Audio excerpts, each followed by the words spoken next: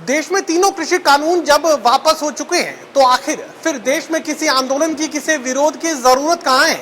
इसी सवाल का जवाब अखिल भारतीय किसान सभा के राष्ट्रीय स्तर के नेता अपने प्रदेश स्तर के नेताओं को समझा रहे हैं, अपने जिला स्तर के नेताओं को समझा रहे हैं कि आखिर जनता की समझ में ये आए कि किसानों के लिए आंदोलन जरूरी क्यों है। और इसी पर ज्यादा जानकारी के लिए अखिल भारतीय किसान सभा के राष्ट्रीय कोषाध्यक्ष पी कृष्णा प्रसाद इस वक्त हमारे साथ बने हुए। सर, मुझे ये बताइए कि आम लोगों के जहन में सवाल रहता है कि तीनों कृषि कानून वापस हो चुके तो किसान विरोध की बात क्यों करता है, किसान संघर्ष की बात क्यों करता है, किसान किसी आंदोलन की बात क्यों करता है? क्या ये कि राजनीति का रंग है?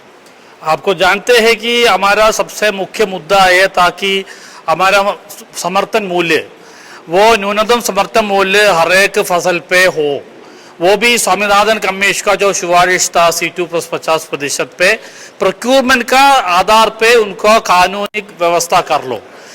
उसके लिए वो जो आंदोलन का बाद जो मोदी जी का सरकार हमको आश्वासन दिए थे हम इसको कानून बनाएंगे, उसके लिए समिति बनाएंगे, लेकिन अभी 1 साल का बाद भी एक भी कदम उन्होंने उठाया नहीं है। अभी हमारा ये जो हरियाणा में 46 lakh metric ton 40 lakh metric ton हमारा जो पाड़ी जो धान का पैदा होता है, तो ये धान के लिए हमको कितना पैसा C2 का 50% में तो मिलना चाहिए। हमको मिलना चाहिए 2700 रुपया, अभी हमको मिलता है 2040 रुपया मिलता है, का मतलब इसमें 700 रुपया का फर्क है।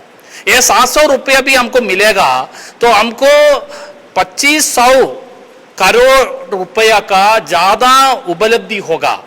ये हमारा चोरी हो रहा है, इतना चोरी किसानों को ऊपर हो रहा है और उसका एकदम दूसरा तरफ हमारा जो लागत का जो खर्च जो है वो बढ़ रहा है, वो डीजल का और पेट्रोल का और हमारा जो बीज का, खाद का, सबका जो लागत तो बढ़ रहा है। तो नेताओं को आंदोलन की जरूरत समझाने के फायदे क्या होने वाले?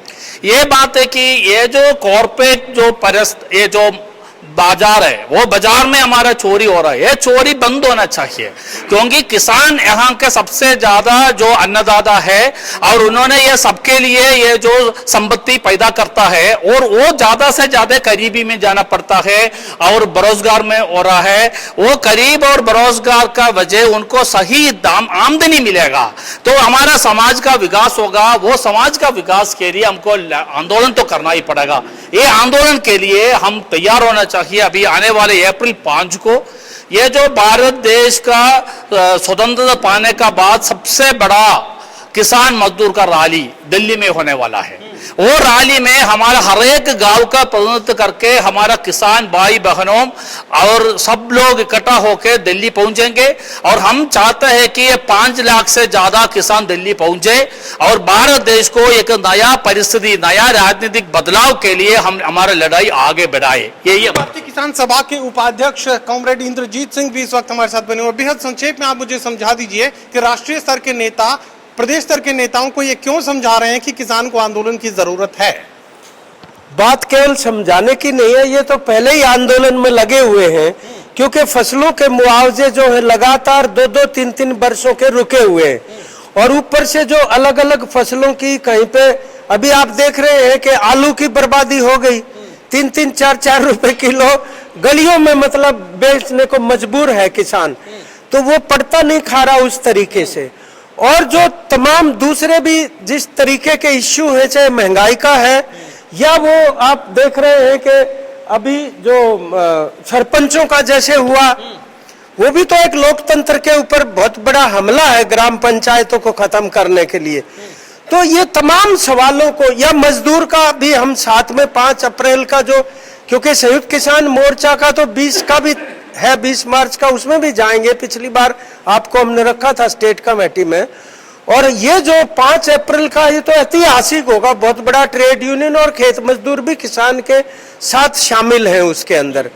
तो आज जो आर्थिक चुनौती है उसका भी मुकाबला करेंगे आजीविका से जुड़ी हुई, और हमारा जो सांप्रदायिकता वाला सवाल भी जिस तरह आज हिंदू मुसलमान करके और जात पात का और जो जनवादी अधिकार है उनके ऊपर तीन पक्षीय लड़ाई का, तीन पक्षीय प्रतिरोध की रणनीति चलेगी, उसके ऊपर बातचीत कर रहे हैं। ये आंदोलन का महत्व यहाँ किसान नेताओं को समझाने का काम राष्ट्रीय स्तर के नेता कर रहे हैं और लगातार ये बात करें कि अपने हकों के लिए किसान को लड़ना पड़ेगा और इसी लड़ाई के लिए किसानों को तैयार किया जा रहा है। सहयोगी कमल के साथ doctor Mahesh Kumar, total news, Hisar.